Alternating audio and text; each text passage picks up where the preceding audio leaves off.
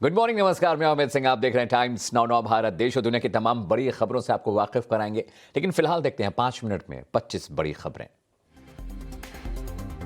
राहुल गांधी ने चीन और पाकिस्तान को लेकर भी केंद्र को घेरा। राहुल ने कहा केंद्र की गलती से चीन और पाकिस्तान करीब आ गए। एस जयशंकर ने पलटवार कर लिखा, 1963 में पाकिस्तान ने गैर कानूनी तरीके से शगजाम वैली चीन को सौंपी। 1970 में पीओके से गुजरने वाला काराकोरम हाईवे बनाया। गृहमंत्री अमित शाह आज बुलंदशहर में प्रचार करेंगे। उसके बाद डिबोई और लूनी में बीजेपी प्रत्याशियों के लिए वोट अपील करेंगे। वहीं अखिलेश यादव आज बुलंदशहर में प्रेस वार्ता करेंगे। फिर अखिलेश दादरी जाएंगे। करीब 10 साल बाद एसपी अध्यक्ष नोएडा आएंगे। डिप्टी सीएम केशव प्रसाद मौर्य आज सिराथू से नामांकन दाखिल करने वाले हैं। नामांकन के बाद मौर्य जेपी नड्डा और धर्मेंद्र प्रधान जनसभा को संबोधित करेंगे। नामांकन से पहले मौर्य ने टाइम्स नाउ भारत से कहा, सिराथू मेरा है, कोई भी चुनाव लड़े उससे फर्क नहीं पड़ता। कल गोरखपुर शहर से सीएम योगी आदित्यनाथ अपना नामांकन दाखिल करेंगे। नामांकन प्रक्रिया के दौरान गृहमंत्री अमित शाह समेत बीजेपी के कई दिग्गज वहां मौजूद रहेंगे। नामांकन के लिए आज शाम सीएम योगी गोरखपुर पहुंच रहे हैं। यूपी में समाजवादी पार्टी और अपना दल कमेरावादी के बीच गठबंधन को लेकर पेच फंसा। प्रयागराज की सिराथू और पश्चिम सीट को लेकर मतभेद बढ़े। अपना दल का आरोप कि समाजवादी पार्टी बिना बताए कुछ सीटों पर समाजवादी पार्टी अपने प्रत्याशी घोषित कर रही है। पंजाब में कांग्रेस के सीएम चेहरा का ऐलान 6 फरवरी को होगा। सूत्रों के मुताबिक राहुल गांधी अपने पंजाब दौरे के दौरान कांग्रेस के सीएम उम्मीदवार की घोषणा कर सकते हैं। राहुल गांधी आज रायपुर में अमर जवान ज्योति की नींव रखेंगे। साथ ही भूमिहीन किसान मजदूर न्याय योजना की भी पहली किश्त जारी करेंगे। राहुल गांधी के दौरे से पहले प्रदेश कांग्रेस में आंतरिक विवाद बढ़ा। स्वास्थ्य मंत्री टीएस सिंहदेव के पोस्टर हटा दिए गए। राज्यपाल धनखड़ ने ममता बनर्जी के उस आरोप पर पलटवार किया है जिसमें ममता बनर्जी ने कहा था कि धनखड़ हर दिन ताज बंगाल से अपने लिए खाना मंगवाते हैं। धनखड़ ने ममता पर वार करते हुए कहा कि अगर उनके आरोप सही साबित होते हैं तो वो इस्तीफा दे देंगे। मुख्यमंत्री ममता बनर्जी ने एक बार फिर बीजेपी पर वार करते हुए क्षेत्रीय दलों को साथ आने की अपील की है। ममता बनर्जी ने कहा कि 2024 के लोकसभा चुनाव में बीजेपी को हराने के लिए सभी क्षेत्रीय दलों को साथ आना चाहिए। उत्तराखंड विधानसभा चुनाव में प्रचार के लिए कांग्रेस पार्टी ने अपने 30 स्टार प्रचारकों की लिस्ट जारी की। लिस्ट में सिद्धू का नाम नहीं है, जबकि सीएम चरण सिंह चन्नी को इसमें शामिल किया गया। सिद्धू का नाम नहीं होने पर कांग्रेस के अंदर खाने में ही सियासत गरमा गई है।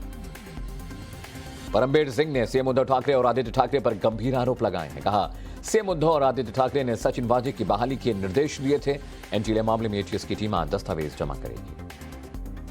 तमिलनाडु के रामनाथपुरम जिले में मूर्ति चोरी और तस्करी के आरोप में पुलिस ने एक बीजेपी कार्यकर्ता को गिरफ्तार किया है। गिरफ्तार आरोपियों के पास से पुलिस ने करोड़ों रुपए की 7 मूर्ति बरामद की है। इस मामले में 2 पुलिसकर्मी भी आरोपी हैं।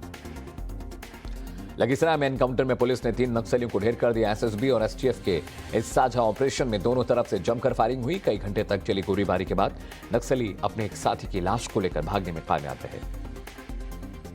व्हाट्सएप पर अब एक ऐसे अपडेट पर काम कर रहा है जिसके आने के बाद आप किसी मैसेज को 2 दिन बाद भी डिलीट कर सकेंगे। WhatsApp delete for everyone feature की टाइमलाइन को 2 दिन 12 घंटे तक बढ़ाने पर काम कर रहा है। भारत सरकार ने ट्विटर, गूगल और फेसबुक को फटकार लगाई। सरकार ने कहा कि फेक न्यूज के कंटेंट से भारत में दिक्कतें पैदा हो रही हैं। फेक न्यूज प्लेटफॉर्म न्यूज के कंटेंट से नहीं हटाते हैं, जिसकी वजह से इंटरनेशनल लेवल पर सरकार को आलोचना झेलनी पड़ती है।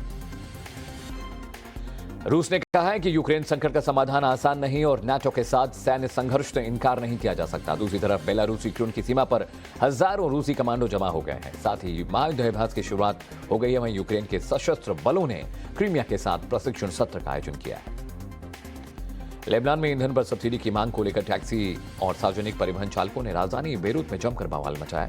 ड्राइवर्स की हड़ताल ने पूरे शहर की आवाजाही को रोक दिया। ड्राइवर्स ने सड़कों पर आगजनी भी की।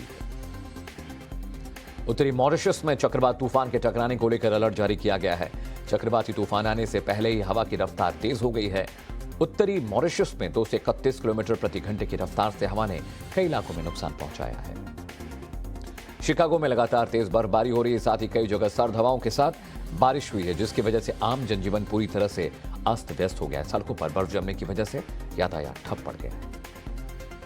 चीन की राजधानी बीजिंग में ओलंपिक की मशाल जल चुकी है। भारत के साथ गलवान घाटी में हुई झड़प में जख्मी हुए एक चीनी कमांडर को चीन ने शीतकालीन ओलंपिक 2022 में मशाल वाहक बनाया है।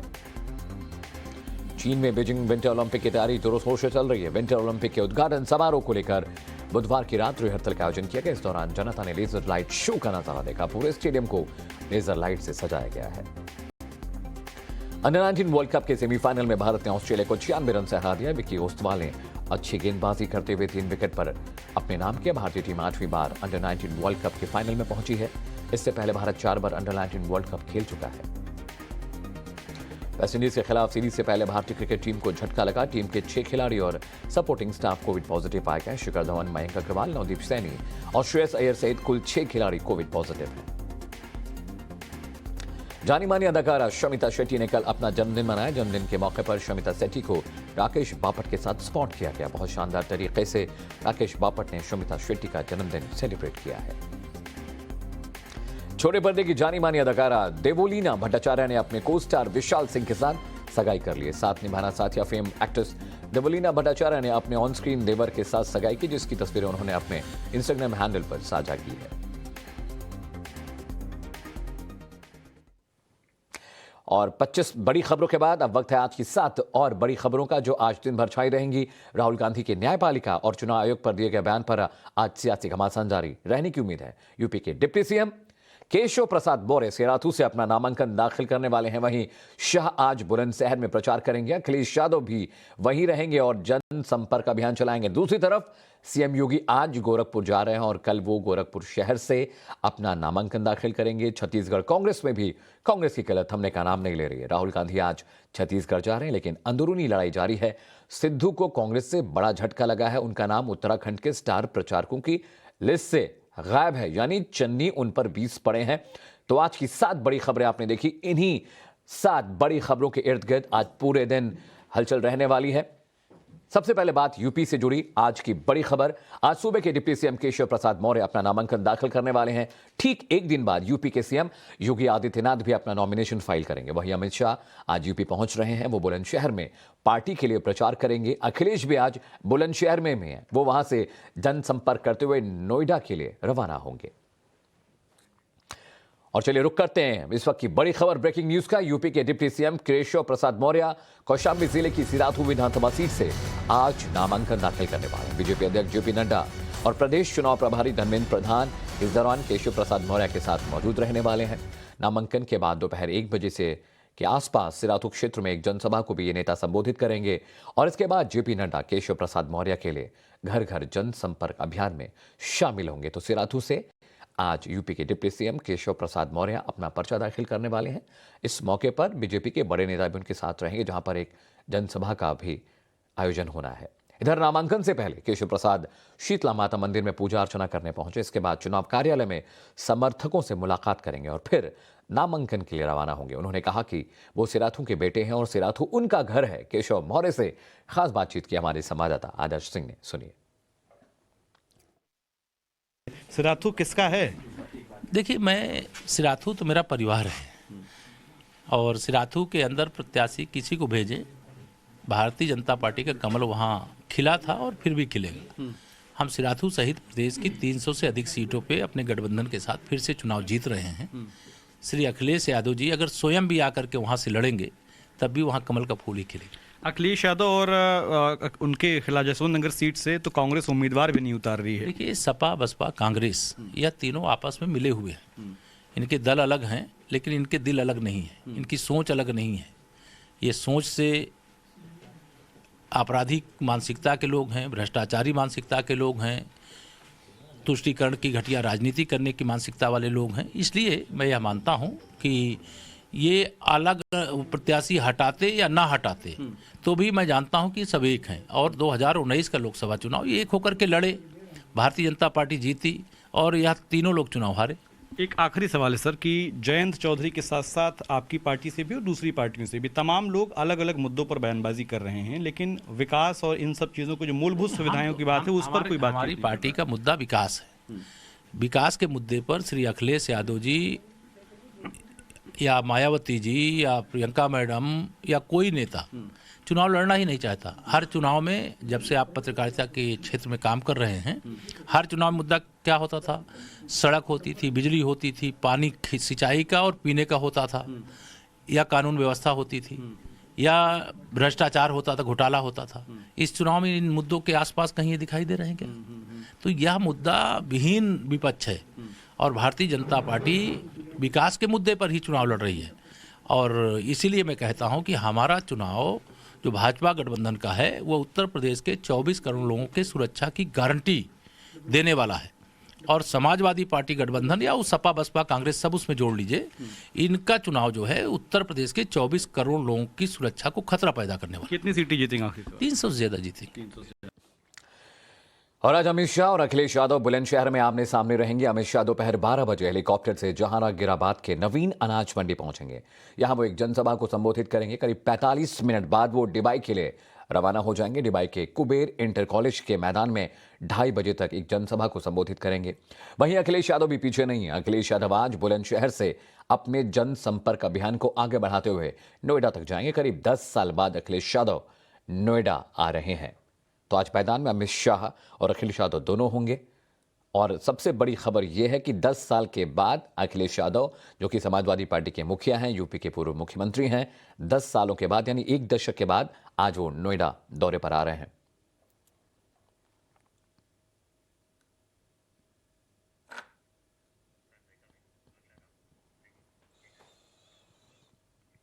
रुक करते हैं इस वक्त की बड़ी खबर, ब्रेकिंग न्यूज का। कांग्रेस नेता राहुल गांधी आज छत्तीसगढ़ दौरे पर जाने वाले हैं। लेकिन राहुल के दौरे से पहले छत्तीसगढ़ कांग्रेस में कलह एक बार फिर सामने आ गई है। दरअसल राहुल गांधी बघेल सरकार 2 बड़ी योजनाओं का उद्घाटन करने के लिए आज रायपुर पहुंच रहे हैं। पहली राजीव गांधी भूमिहीन कृषि मजदूर न्याय योजना और दूसरी राजीव युवा मितान क्लब योजना। इसके अलावा राहुल गांधी 2 और महत्वपूर्ण योजनाओं की आधारशिला भी रखेंगे। लेकिन सारा विवाद शुरू हुआ राहुल गांधी के स्वागत के लिए लगे पोस्टर को लेकर। राहुल के स्वागत के लिए शहर में जगह जगह कांग्रेस नेताओं की तस्वीरों के साथ पोस्टर लगाए गए थे। लेकिन इस बीच साइंस कॉलेज मार्ग पर लगे स्वास्थ्य मंत्री टीएस सिंहदेव के पोस्टर को हटा दिया गया है। रायपुर नगर निगम के कर्मचारियों ने सिंहदेव की तस्वीर वाले पोस्टर्स को हटाए। लेकिन ये पोस्टर किसके कहने पर हटाए गए, ये फिलहाल साफ नहीं हो पाया। सिंहदेव के पोस्टर हटाए जाने का मामला अब लगातार तूल पकड़ता जा रहा है। छत्तीसगढ़ दौरे पर राहुल गांधी है। आज की खबर यही है और झगड़े का फॉर्मूला क्या था वो भी आपके लिए समझना जरूरी है। तो आज छत्तीसगढ़ जा रहे हैं राहुल गांधी, लेकिन जिस तरह से स्वास्थ्य मंत्री टीएस सिंहदेव का पोस्टर हटाया गया, उससे एक बार फिर से जो कांग्रेस का छत्तीसगढ़ में जो आंतरिक लड़ाई है वो फिर से दिखाई दे रही है, समझ में आने लगी है। हालांकि लगातार छत्तीसगढ़ के मुख्यमंत्री ये दावा करते रहे हैं कि हमारे बीच किसी भी तरह का मनमुटाव या किसी भी तरह का विवाद नहीं। लेकिन जिस तरह से देखिए तस्वीरों में नगर निगम के कर्मचारी राहुल गांधी के स्वागत के लिए टीएस सिंहदेव के जो पोस्टर लगाए गए थे रास्ते में, उनको हटाना शुरू कर दिया। और पोस्टर हटने के बाद विवाद और गर्मा गया है।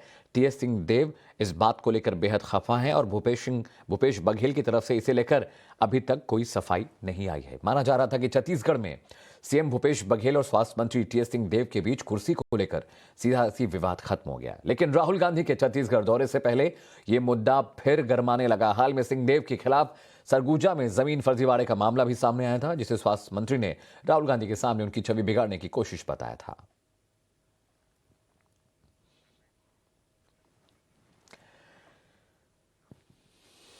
और इधर संसद के बजट सत्र की सियासी रंगत दिखने लगी है। बजट पेश होने के बाद बहस का सिलसिला शुरू हो चुका है।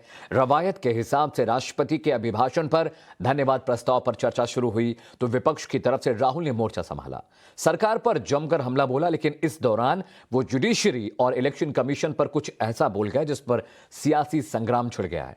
राहुल ने संवैधानिक संस्थाओं पर कीचड़ क्यों उछाला, इसे समझने के लिए हमारी ये रिपोर्ट देखिए।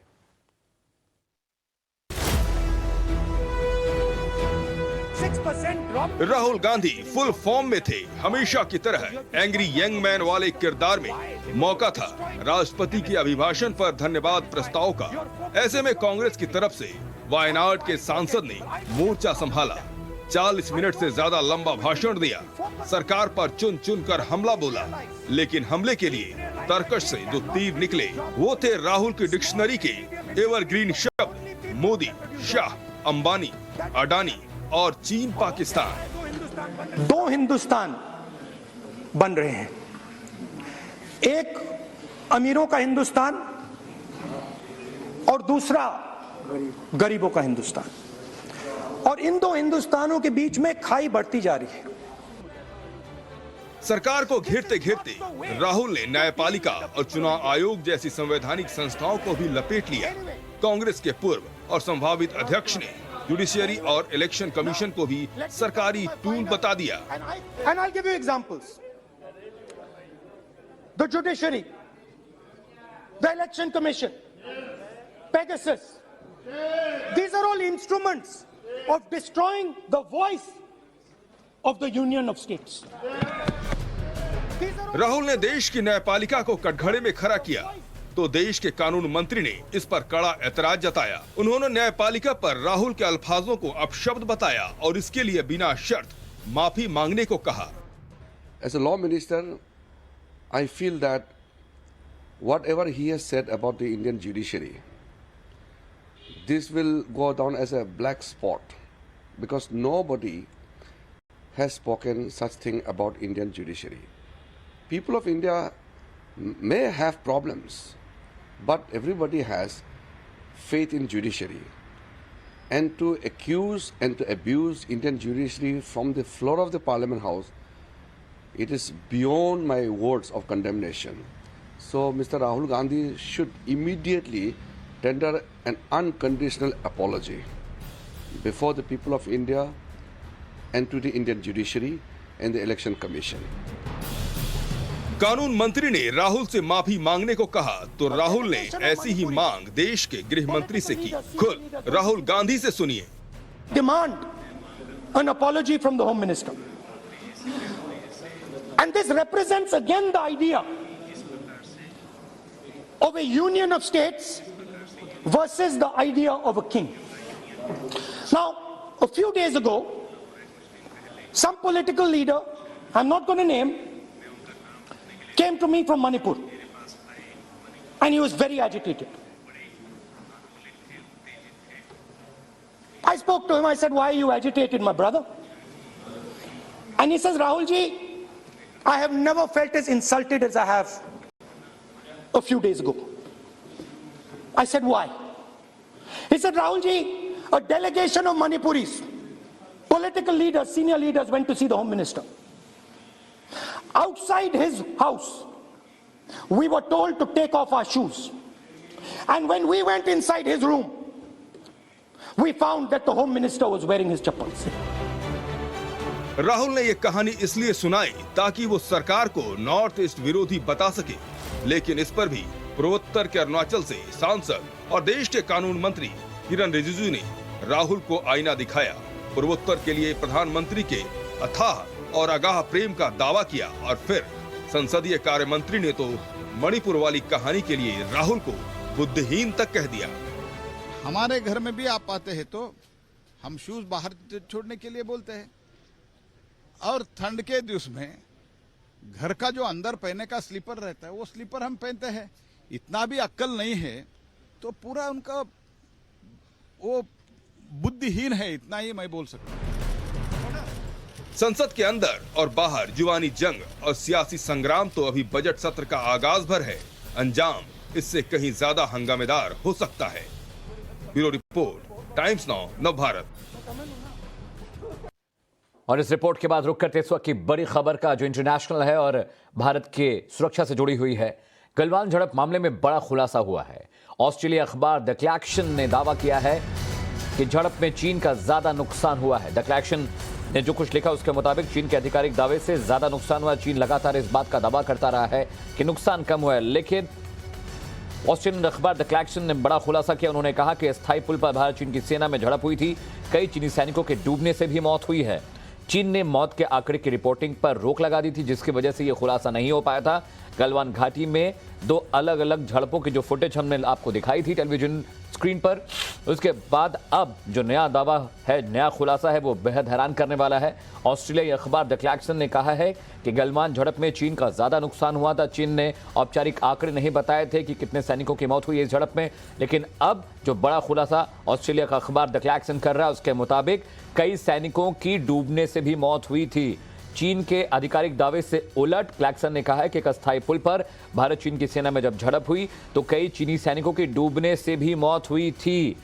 चीन ने हालांकि हमेशा इन आंकड़ों को कम बताया। गलवान घाटी में दो अलग अलग झड़प की फुटेज हमने आपको दिखाई थी, जिसके बाद ये पता चला, ये बात सामने आई थी कि किस तरह से भारत और चीनी सैनिक आपस में भिड़े थे।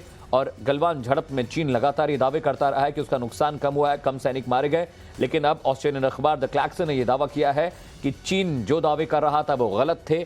उन दावों के उलट चीन के ज्यादा सैनिक मारे गए और जिस पुल पर यह झड़प हुई थी, एक अस्थायी पुल वहां पर था जिस पर झड़प हुई थी, उसमें भी कई चीनी सैनिक डूबकर मर गए थे। मेरे वरिष्ठ सहयोगी प्रदीप दत्ता इस खबर पर ज्यादा रोशनी डालने के लिए मेरे साथ जुड़े हैं। प्रदीप, पाकिस्तान तो झूठ बोलता ही बोलता था, चीन भी उसी रास्ते पर चल रहा है। आखिर सैनिक जो शहीद हुए या जो मारे गए उनके औपचारिक जो उनका जो काउंट है बताने में शर्म कैसी है? आपने बिल्कुल सही कहा।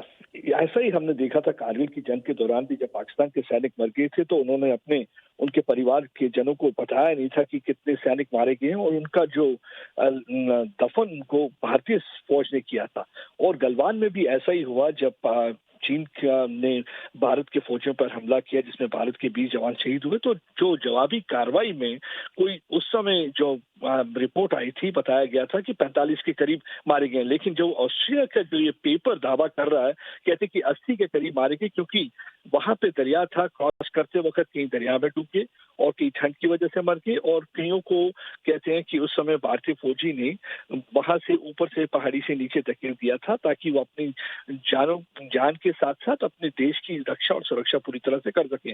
चीन का वजह इसकी चीन की ये है कि चीन चाहता नहीं था, क्योंकि चीन ये बताना चाहता था कि वो काफी स्ट्रांग हैं और उनके आगे कोई भी टिक नहीं सकता। लेकिन अगर वो ये उस समय बता देते कि उनके इतने फौजी मर गए हैं तो काफी उनके घर पे अंदरूनी बड़ी परेशानी हो सकती थी, क्योंकि चीन की जो वन चाइल्ड पॉलिसी है पिछले कई वर्षों से चल रही थी, उनके माँ बाप को देखने के लिए सिर्फ एक ही बच्चा है जो सरहद पर है, तो सवाल पूछेंगे शी जिनपिंग से कि आपने अननेसेसरली वहां पे जो गलवान में अटैक करने की क्यों कोशिश की, क्यों आपने बेवजह वहां पे हमला किया, और जिसकी वजह से आपको नुकसान हुआ। अगर आपके इतने फौजी मारे जाते हैं तो आपको जवाब देना होगा। तो वो जवाब, और हमने देखा था उसके बाद तस्वीरें भी आई थी जहां पे एक ग्रेवयार्ड की तस्वीर गलवान में आई थी। हालांकि चीन लगातार कहता रहा कि ऐसा कुछ भी नहीं हुआ, लेकिन 1 वर्ष के बाद चीन ने भी माना कि हाँ उनके जो सीओ हैं वहां मारे गए हैं, 4 और फौजी मारे गए हैं। लेकिन जो ऑस्ट्रेलिया के न्यूज़पेपर का दावा है, इसके बाद चीन के लिए काफी मुश्किलें बढ़ सकती हैं, क्योंकि कई परिवार ऐसे हैं जहां उनको बताया नहीं गया कि उनके जो सरहद पर बच्चे थे मारे गए हैं।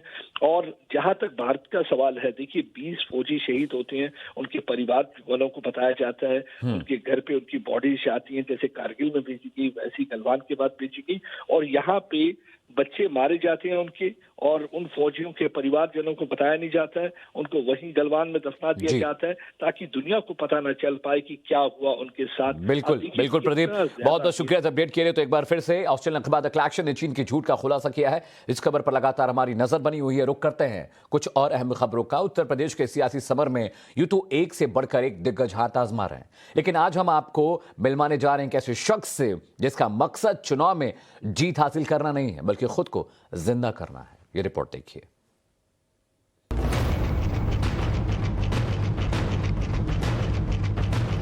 आलू हो, टमाटर हो, भंटा हो, मुर्दा जिंदा हो। ये एक शख्स का खुद को जिंदा रखने का महाअभियान है। आलू हो, टमाटर हो, भंटा हो, मुर्दा जिंदा हो। जीवन के लिए एक शख्स का सबसे बड़ा संघर्ष है। यूपी में का बा, मुर्दा जिंदा बा, 2 बीघा में बाउंड्री बा, ठेला पे सूतल बाणी, सब्जी बेचत बाणी। ए बाबा, यूपी में का बा, मुर्दा जिंदा बा। ये उस सिस्टम को जगाने का प्रयास है जो अंधा है, जो बहरा है। ये है संतोष मूरत सिंह, वाराणसी के छितौनी गांव के रहने वाले हैं। जिंदा हैं पर सरकारी फाइलें इन्हें मुर्दा मान बैठी है। सालों से सरकारी दस्तावेजों में जिस संतोष की सांसें थमी हुई है, वो अब खुद को जिंदा साबित करने के लिए चुनावी अखाड़े में उतर रहे हैं। आपसे हाथ जोड़ के विनती है कि हमारा नामांकन भरने के लिए हमारा गूगल पे अकाउंट है, उस पे जनता से मदद चाहते हैं। खुद को जिंदा साबित करने के लिए संतोष हर रोज संघर्ष कर रहे हैं। हर बड़े अधिकारी के दरवाजे पर दस्तक दी, इंसाफ की गुहार लगाई, लेकिन कोई सुनवाई नहीं हुई। सवाल ये कि आखिर एक जिंदा शख्स मुर्दा कैसे बना दिया गया? हकीकत खुद संतोष से सुनिए।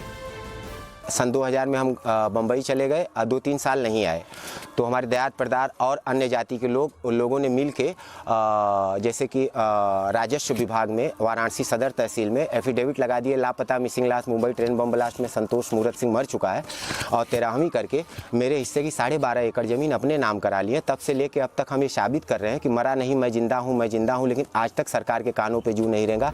गांव वालों की नजर में, अधिकारियों की नजर में, दुनिया की नजर में संतोष जिंदा तो है, लेकिन भ्रष्ट हो चुके सरकारी सिस्टम ने उसे कागजों पर मौत दे दी है। जो लोग इनको मुर्दा किए लेकिन है जिंदा, सामने है संतोष मूरत सिंह है। संतोष को जानते हैं कौन है संतोष? जी हाँ, जानते हैं, गाँव ही का है, चितौनी गाँव का। सवाल यही कि क्या ये चुनाव संतोष को जिंदा कर पाएगा? क्या सड़ चुका सरकारी तंत्र जागेगा? क्या वो भूल सुधार करेगा? क्या संतोष को उनका हक मिलेगा? सिस्टम से हार चुका संतोष अब सियासी अखाड़े में उतरने को तैयार है। उसका मकसद जीत या हार नहीं है, बल्कि खुद को जिंदा साबित करना है। भ्रष्ट सिस्टम के खिलाफ उसकी ये जंग पिछले 20 सालों से जारी है और अब उसे वो मंजिल तक लाना चाहता है। लेकिन सवाल इसी बात का है कि संतोष की ये मुहिम कितना रंग लाएगी। वाराणसी से केस के साथ आशुतोष सिंह, टाइम्स नाउ, नवभारत। और इस रिपोर्ट के बाद वक्त हो चला एक छोटे से ब्रेक का, लेकिन खबरें लगातार जारी, आप देखते रहिए टाइम्स नाउ, नवभारत।